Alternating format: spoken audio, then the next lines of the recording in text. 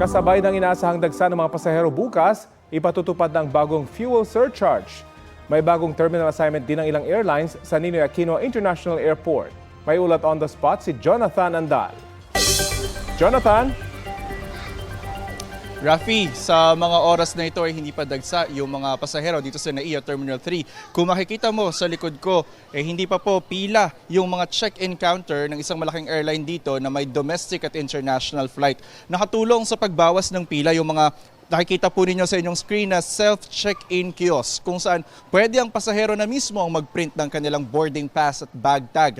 Pagkatapos niyan, pwede sila na rin ang mag-check-in ng kanilang bagahe doon po sa nakikita nyo sa inyong screen na self-bag drop area. Kung wala naman kayong check-in baggage at naka-online check-in na, pwede na kayong dire-diretso hanggang sa security screening at doon nyo na lang ipakita yung QR code. Sa ngayon, unti-unti nang nagdadatingan din yung mga pasahero. Sa labas kasi ng Terminal 3, may build-up ng traffic sa departure area. Sabi ng MIAA, Manila International Airport Authority, pumapalo na sa 150,000 kada araw. Ang average volume ng mga pasahero sa NAIA, 1.3 million ang inaasahan nilang bibiyahe rito ngayong Holy Week. Sabi ng MIAA, hindi pa naman ramdam sa NAIA ang epekto ng State of National Energy Emergency. Pero na lang sa pamasahe sa eroplano na simula bukas, magtataas na dahil sa fuel surcharge mula sa kasalukuyang level 4.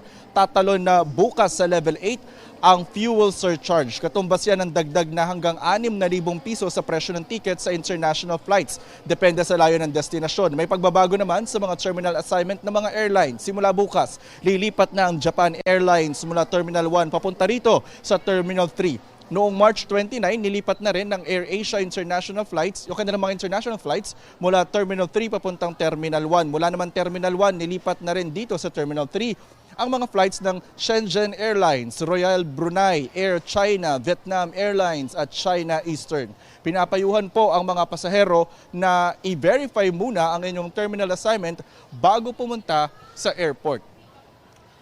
Rafi, kung susumahin, mga 6 na airlines yung nalipat ngayon dito sa Terminal 3. So marami-rami po yun. Ito pong Terminal 3 ang nag-a-accommodate ng pinakamaraming pasahero sa 3 terminal dito sa Ninoy Aquino International Airport. Ang sabi ng MIAA, kung kayo po ay babiyahe, dapat 2 oras bago yung flight. Nandito na kayo sa airport. Pero ilang mga nakausap kong pasahero dito, para makasiguro 5, 6, 4 na oras bago yung kanilang flight, nandito na sila sa NAIA. Yan muna ang latest mula rito sa Terminal 3. Balik sa iyo, Rafi. Maraming salamat, Jonathan Andal.